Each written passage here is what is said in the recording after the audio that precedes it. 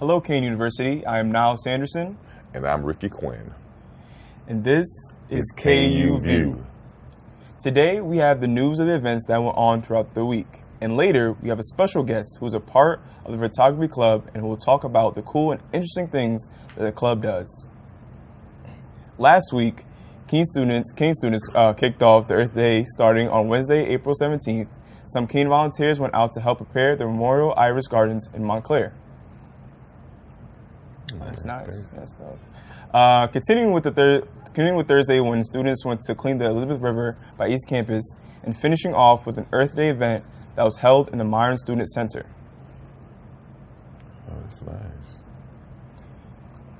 On Thursday, the Indian Culture Club held the Whole Life Festival in the basketball court outside of Starbucks, where they listened to music and threw color dust in the air and at each other. Let's take a look at that video.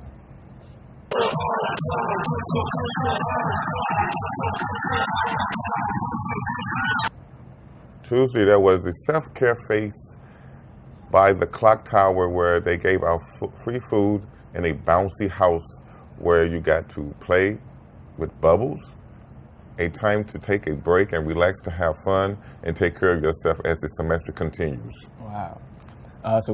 Kane students also participated in Research Day, where they celebrated research and creative work by Kane students and faculty. They had presentations, exhibits, and more. The Research Days were held in STEM and Downs Hall. Along with the Research Day, the Thinking Creatively conference held in STEM was to allow design and architecture students to learn from their leaders up in their fields, and for those leaders to work with them on real-world projects. Interesting. So the students took on a hands-on approach to creative work. Now on to more fun activities. On Wednesday, the communication department showed a student screening of all the films, animations, and documentaries that students have made in their classes. They're very talented. Also on Wednesday, the freshman residence hall hosted a late night paint and chili, where residents went down to the multipurpose room to paint and watch The Last OG, something to help them relax and do something fun before the semester ends. I think it'll be fun, and I'd like to show you some of the student work. We usually used to do these screenings every year, and I think we'll start up again. But this is the first one we've had in a few years. And I did it for three reasons. I wanted to show off some of the great work coming out of here. And I wanted to, especially the production classes, digital video production, animation, editing, media performance, TV studio. So these are all great classes. And I wanted you guys to get a chance to show, some of you show your work in a theater with an audience in the dark on the big screen. And third thing is, I think you guys should use this as an opportunity. Some people are interested in becoming filmmakers or working in the industry. This is a great way to meet people that are your resource. They're here for you, and you guys can work together to... Is cheerleading really a sport?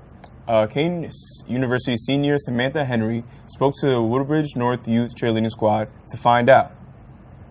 Is cheerleading really a sport? Is the age-old argument that's been going on for years. With the NCAA officially releasing their rules on what a sport is, all cheerleaders around the world can rejoice. According to the NCAA, a sport shall be defined as an institutionalized activity involving physical exertion for the purpose of competition against teams or individuals in a competition structure, or operate under standardized rules with rating or scoring systems ratified by at least one official. In cheerleading, athletes are required to jump, stunt, and tumble. All activities which require physical exertion. Now, let's go and hear what one girl has to say who's been a cheerleader her whole entire life. I have been cheerleading my whole life, and I am so ecstatic that all my hard work has been paid off. I'm so happy that the cheerleaders are getting the respect that they deserve. Athletes from other sports are not as excited. That's not a sport. You go rah rah shish kebab in the Thailand. Rah, like what? No. Football is a contact sport. You hit and you hit. Cheerleading, what? Go Giants. Woo. Like, no. That's not the vibe. That's not what's going to happen. cheerleading comes with as many dangers and injury as other mainstream sports such as football and basketball. Now that cheerleading is officially a sport, we can't wait to see what stunts and tumbling these athletes will do next. I'm your anchor, Ashley Allen, Kane TV. Lastly, don't forget that today, April 26th, is the last day of the food drive for Cougar Pantry. I repeat, today is the last day for the food drive for Cougar Pantry.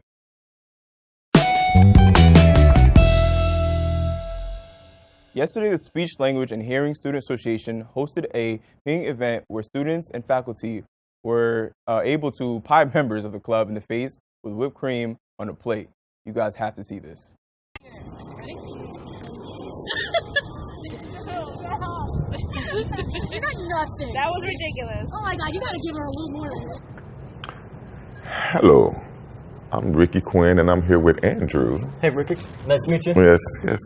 So, Andrew, you are part of the photography club? That's right, yes. I've been on the executive board of the Point and Shoot Photography Club here at Kane for about 2 semesters now. Okay. So what specifically do you guys do in the photography club? Is it just taking pictures, or do you guys learn new techniques? Well, we do take a lot of pictures. We go around campus, and we do have a lot of photo shoots. Kane is a beautiful campus, so we try to take advantage of that. Yes, it is. We also, in the beginning, for new members who aren't too familiar with photography, we kind of introduce them to the different parts of the camera. We teach them about shutter speed, framing, the rule of thirds. So we really try to handle the basics before we kind of go out and shoot. Okay. Yeah. Okay. Is there anything specific that the club takes pictures of? Well, we like to do photo shoots of other students of Kane, of some of the members. But what we like to do, we do like to take a lot of nature pics. Of course, since it's spring, Right. all the flowers are coming out, the trees are coming out. It looks a lot lively outside, so we do take advantage of that. Oh, okay, that sounds really good. I guess you get a lot of nice shots. Yes. Especially with nature. That's right. Okay. Are there any people part of the club that aren't communication majors? Yes, we have a lot of people that are in the club that aren't communication majors. Some even on the e-board aren't communication majors. They just have a real passion for photography, and they definitely show it in the club meetings. Really? Okay, that's interesting. Have other majors joined, or anyone that you know of who is a photography major or minor? Yes, actually, our president of the club, she is a photojournalism major. Okay. So she is very passionate about photography, and she really has good leadership skills in teaching everyone photography and sharing her passion. Oh, okay. Well, that's good. How can people find out and join the photography club? How can they do that? Well, we do have an Instagram page. It's KU Point and Shoot. We do post a lot of pictures on there. Since we are the photography club, we take advantage of that. We also have flyers on campus, but again, we always have meetings on Mondays at 3:30 in CAS room 252. So Okay. that's where all the action happens. Wait, would you like to say that again so that the people know? Sure, of course. So we have our meetings, our general body meetings on Mondays, 3:30 p.m., which is college hour, in CAS, the Center of Academic Success, room 252. So. Well, thank you, Andrew, for coming and being with us today. All right. I'm Ricky Quinn, and this is KU View. Thank you for having All me. right, thank you. Have a good day.